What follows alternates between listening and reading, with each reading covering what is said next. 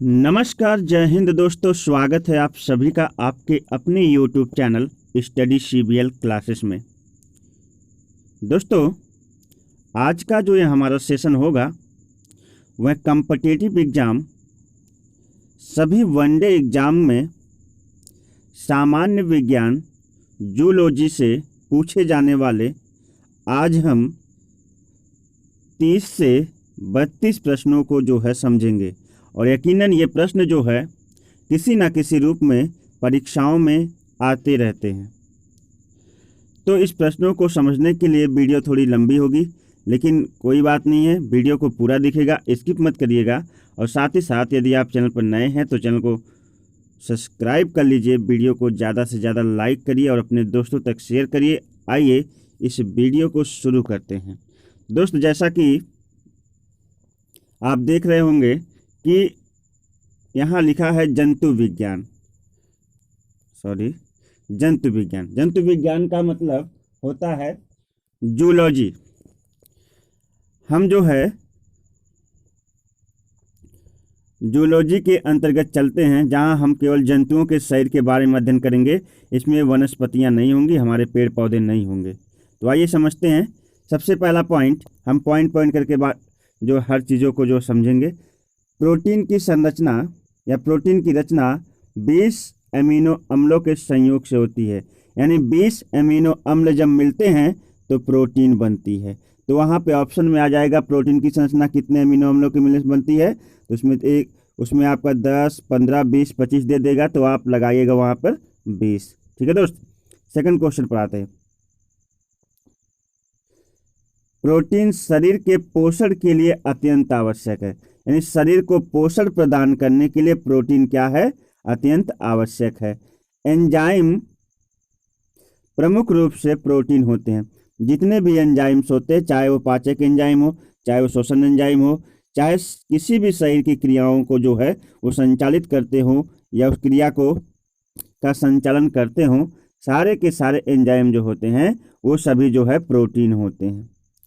Enzyme की खोज सर्वप्रथम जर्मन वैज्ञानिक कुहने ने की थी। हाँ, तो ये क्वेश्चन महत्वपूर्ण है कि एंजाइम की खोज किसने किया था। तो एंजाइम की खोज किया था सर्वप्रथम जर्मन वैज्ञानिक कुहने। और ये आ सकता है ऑप्शन में। और इस प्रकार का प्रश्न जो हमारे शरीर के पित्ताशय से निकलने वाला जो पित्तरस होता है ना, इस पित्तरस की बात कर रहा कि पित्तरस पीले रंग का क्षारीय तरल होता है, जिसका pH मान 7.6 से 8.6 तक होता है। 7 से ऊपर जिसका pH मान होता है वो सभी क्षारीय हो जाते हैं, और यहाँ 7.6 से 8.6 तक होता है। और यह जो है हमारे यकृत में बनता है। पित्तरस कहाँ बनता है? हमारे यकृत में, और पित्ताशय में जाकर के एकत्रित होता है। ठीक है।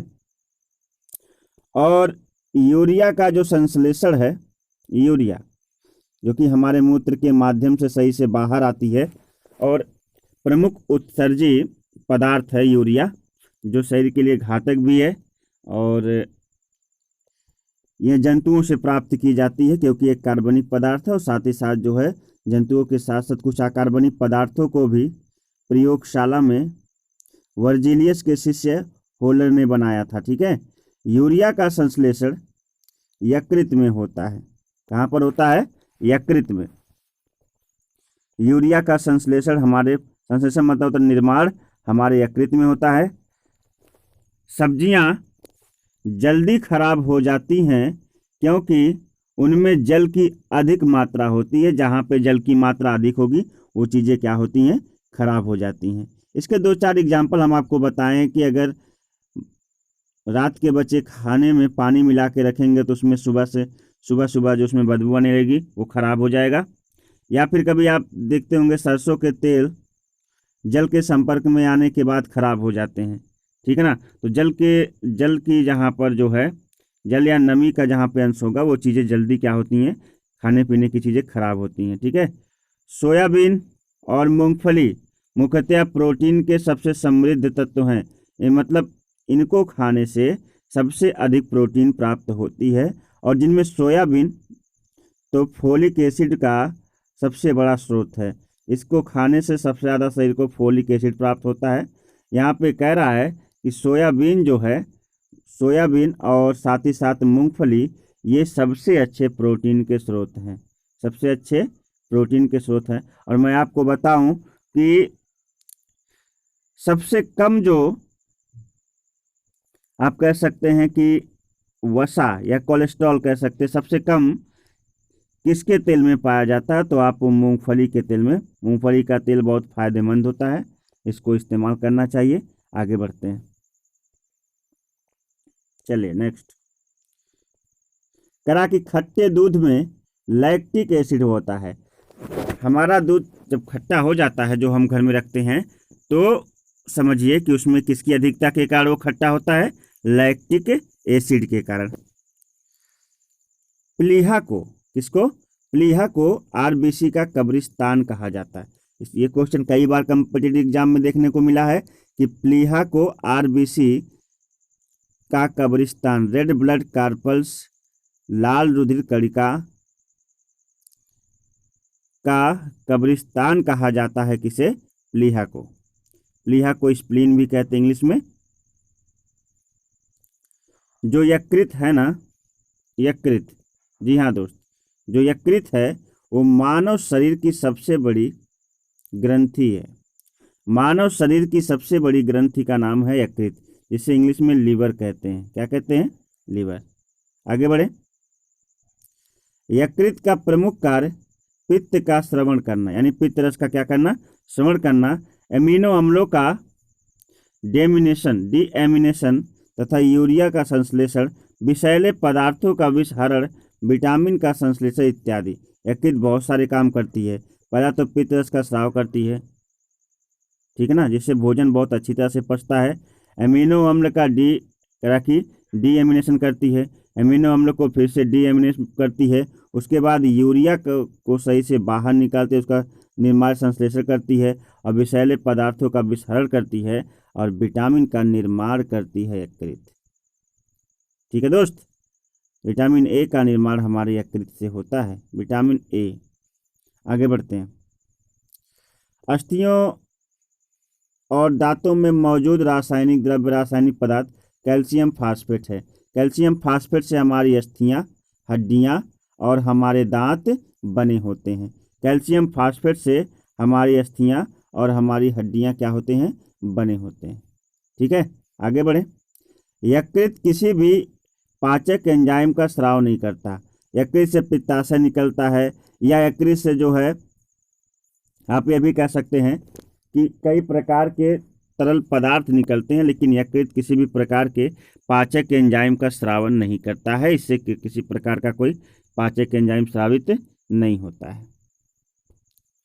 कार्बोहाइड्रेट के अलावा हमारे आहार में ऊर्जा का प्रमुख स्रोत वसा है। कार्बोहाइड्रेट के अलावा हमारे आहार में ऊर्जा का प्रमुख स्रोत वसा है। यहाँ तक कि वसा तो बहुत ज़्यादा जो है हमें एनर्जी प्रदान करता है, तो ये तो सबसे बड़ा स्रोत माना जाएगा।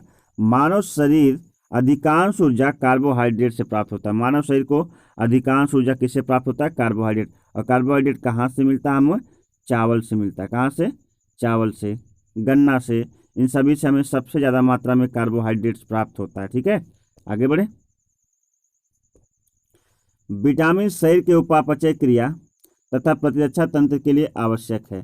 मतलब शरीर के आंतरिक क्रियाओं को चलाने के लिए, हमें स्वस्थ रखने के लिए, और साथ ही साथ हमारे प्रतिरक्षा तंत्र को बढ़ाने के लिए शरीर के उपापचय क्रिया मतलब होता है कोशिकीय क्रिया या उपापचय क्रिया को चलाने के लिए, और साथ ही साथ जो है हमारे प्रतिरक्षा तंत्र यानी रोगों से लड़ने की क्षमता को बढ़ाने के लिए विटामिन अति आवश्यक है। ठीक है दोस्त, विटामिन अति आवश्यक है। लैक्टोज दूध में पाई जाने वाली शर्करा है, जबकि ये जो माल्टोज है, ये जो लैक्टोज दूध में पाई जाने वाली शर्करा है, जबकि माल्टोज शर्करा को अनाज से प्राप्त किया जाता है। लैक्टोज जो है, लैक्टोज दूध से पाई जाने वाली शर्करा है, जबकि माल्टोज को अनाजों से प्राप्त किया जाता है। इस चीज को याद रखिएगा। आइए आगे बढ़ते हैं। देखिए भाई, नेक्स्ट, यकृत विटामिन के का संश्लेषण करता है, यानी यकृत विटामिन के का निर्माण करता है। और विटामिन के खून का स्कंदन करने में सहायक होता है, खून की क्लोटिंग नहीं होने देता है, जिसको कहते हैं कोगुलेशन। और विटामिन के जो है, इसकी कमी से हमें हेमरेज जैसे रोग हो जाते हैं। तो विटामिन के का निर्माण करता है हमारा यकृत, और यह जो है विटामिन के रक्त का स्कंदन नहीं होने देता है। यानी कहने का मतलब, नसों में तो रक्त का थक्का नहीं जमने देता है, लेकिन जब अतिरिक्त रक्त से बाहर निकलता है तो बाहर एक लेयर या परत बना देता है। ठीक है, आइए आगे बढ़ते हैं। नाइट्रोजन प्रोटीन का अनिवार्य घटक होता है, क्योंकि आप मान के चलिए अधिकांश प्रोटीनों का निर्माण जो है नाइट्रोजन के द्वारा ही संभव है। इसलिए यहाँ पे कहा जा रहा है कि नाइट्रोजन प्रोटीन का अनिवार्य घटक है, मतलब प्रोटीनों में नाइट्रोजन निश्चित तौर पर पाया जाता है। ठीक है दोस्त, आगे बढ़े। प्रोटीन का आणविक यौगिक कार्बन, हाइड्रोजन, ऑक्सीजन और नाइट्रोजन है। मतलब प्रोटीन बनाने में प्रोटीन इनसे मिलके बने होते हैं। सबसे पहले उसमें कार्बन है, फिर हाइड्रोजन है, ऑक्सीजन और फिर नाइट्रोजन है। इन चीज़ों से मिलकर क्या होता है, प्रोटीन का निर्माण होता है। इसलिए प्रोटीन का आणविक यौगिक कार्बन, हाइड्रोजन, ऑक्सीजन और नाइट्रोजन है, जिनसे मिलकर जो है प्रोटीन का निर्माण हुआ होता है। मानव में डिहाइड्रेशन, मतलब जब उसके सही से पानी खत्म होता है, पानी की कमी होती है, तो उसको निर्जलीकरण कहते हैं। जल की कमी के कारण होता है। मानव शरीर में डिहाइड्रेशन जल की कमी के कारण होता है, मतलब मानव का शरीर डिहाइड्रेट होता है जल की कमी से। इसलिए आपसे कहा जाता है कि ज़्यादा से ज़्यादा जो है पानी पिया करिए। शरीर डिहाइड्रेट हो जाती है तो फिर शरीर में जो है ऊर्जा या एनर्जी नहीं बचती है। ठीक है दोस्त, आगे। चावल, सेब और संतरा दालों में प्रोटीन की मात्रा सबसे अधिक होती है। आपके पास चावल है, चावल में तो कार्बोहाइड्रेट पाया जाता है। सेब, संतरा, ये तो फल हैं, इनमें न्यूक्लिक एसिड पाया जाता है। आप जो है एमिनो एसिड पाया जाता है। लेकिन अगर बात करें प्रोटीन की सबसे ज़्यादा मात्रा, तो प्रोटीन की सबसे ज़्यादा मात्रा जो है दालों में पाई जाती है। कहाँ पर? दालों में। दालों में प्रोटीन की सबसे अधिक मात्रा, यानी दाल जो होते हैं वो प्रोटीन के सबसे अच्छे क्या होते हैं, स्रोत होते हैं। आइए आगे बढ़ते हैं। कहा कि केराटिन एक रेशेदार पदार्थ होता है और यह प्रोटीन बाल, नाखूनों, सींगों, ऊन इत्यादि में पाए जाते हैं। प्रोटीन में भी केराटिन पाया जाता है। बाल में केराटिन, हमारा जो बाल है उसमें केराटिन होता है, नाखून में केराटिन होता है और पशुओं की सींग में केराटिन होता है। आपको बता दूं, यह केराटिन जो है अत्यंत कठोर पदार्थ होता है। कैसा पदार्थ होता है दोस्त? कठोर पदार्थ। नींबू में सिट्रिक अम्ल की मात्रा लगभग 5 से 6% होती है। नींबू में सिट्रिक अम्ल की मात्रा लगभग 5 से 6% होती है। जैसा कि आपको बताया गया है कि नींबू में सिट्रिक अम्ल पाया जाता है, जिसमें यहाँ पे आपको बताया जा रहा है कि नींबू में सिट्रिक अम्ल की मात्रा 5 से 6% होती है, जिसके कारण इसका स्वाद खट्टा हो जाता है। मतलब पूरी मात्रा नहीं है, केवल 5 से 6, 100% में से 5 से 6% ही सिट्रिक एसिड है और उतने में ही नींबू बहुत क्या होता है, खट्टा होता है। ठीक है दोस्त। नींबू में विटामिन सी प्रचुर मात्रा में पाई जाती है। यानी क्योंकि नींबू तो खट्टा ही है और जहाँ भी खट्टा होता है वहाँ विटामिन सी की प्रचुरता होती है, अधिकता होती है। लार हल्की अम्लीय होती है। इसका पीएच मान 6.8 होता है। 7 नहीं है और ना ही 7 से ऊपर है। 7 से कम है, 6.8 है, इसलिए कह रहा कि लार जो है हल्की अम्लीय होती है। ठीक है। लार खाद्य पदार्थों को निगलने में मदद करती है और मुख तथा दांतों को साफ रखती है। मुख तथा दांतों को साफ रखना, और जब भी हम कुछ खाते हैं या निगलते हैं उसे, तो उस हमारे भोजन मार्ग को गीला फिसलनदार बना करके भोजन को निगलने में हमारी सहायता करती है लार, और साथ ही साथ हमारे दांतों और हमारे मुख को साफ रखती है। ठीक है दोस्त, बहुत महत्वपूर्ण है। आगे बढ़ें। अन्न में स्टार्च मंड की प्रचुरता होती है। अन्न मतलब खाने वाला जो अनाज होता है ना, गेहूं चावल आदि, इसमें स्टार्च या मंड की क्या होती है, बहुत अधिकता होती है। ठीक है दोस्त, आगे बढ़ें अगले क्वेश्चन की तरफ। जठर रस, जठर रस मतलब होता है अमाशय से निकलने वाले HCl हाइड्रोक्लोरिक एसिड की, जिसमें आंशिक अंश जिसमें होता है उसे जठर रस कहते हैं, अमाशयी रस कहते हैं, या पाचक रस भी बोल सकते हैं। तो जठर रस में रेनिन नामक पाचक एंजाइम पाया जाता है। कौन सा? रेनिन नामक पाचक एंजाइम पाया जाता है, जो दूध के पाचन में सहायता करता है।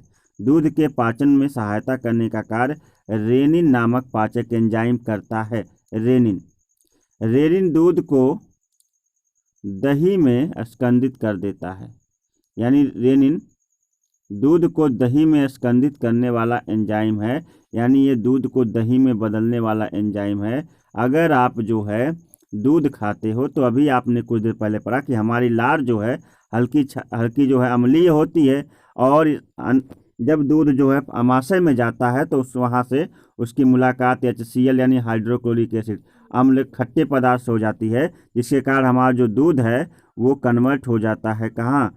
खट्टे पदार्थों में, दही के रूप में। ठीक है ना, अमाशय में। गाय के दूध में कैरोटीन उपस्थित होने के कारण इसका रंग पीला होता है। इसका रंग कैसा होता है? पीला। गाय के दूध में कैरोटीन उपस्थित होने के कारण इसका रंग हल्का पीला होता है। ठीक है दोस्त, आगे बढ़ें। खट्टे दूध में लैक्टिक एसिड की अधिकता होती है। खट्टे दूध में लैक्टिक एसिड पाया जाता है। ठीक है दोस्त, आगे बढ़ें। खट्टे दूध में जो है क्या पाया जाता है? Lactic acid. और उम्मीद करता हूं कि आज की जो ये वीडियो रही आपको बहुत अच्छी लगी होगी और आपको पसंद भी आई होगी, क्योंकि इस वीडियो में मैंने सामान्य जंतु विज्ञान के जो है 33 प्रश्नों को जो है डिस्कस किया है। इन सभी को आप जो है बारी बारी से जो है डिस्कस कर लीजिएगा, और साथ ही साथ वीडियो को पूरा देखा करिए, क्योंकि वीडियो को जब तक पूरा देखेंगे नहीं, पूरा आपको नॉलेज नहीं होगा। और साथ ही साथ दोस्त, अगर आप चैनल पर नए हैं, मैं एक बार फिर कहूँगा, तो आप चैनल को फटाफट सब्सक्राइब कर लीजिए और वीडियो को ज़्यादा से ज़्यादा लाइक करिए और अपने दोस्तों तक शेयर करिए। अगर कोई पॉइंट, कोई टॉपिक आपको समझ में नहीं आता है, तो आप कमेंट बॉक्स में लिखकर हमसे पूछ सकते हैं। हम आपकी हमेशा सहायता करेंगे। और वीडियो को अंत तक देखने के लिए बहुत बहुत धन्यवाद। मिलते हैं एक नई वीडियो के साथ, तब तक के लिए नमस्कार, बाय बाय, जय हिंद। हंसते रहिए, मुस्कुराते रहिए। शुभ दिन।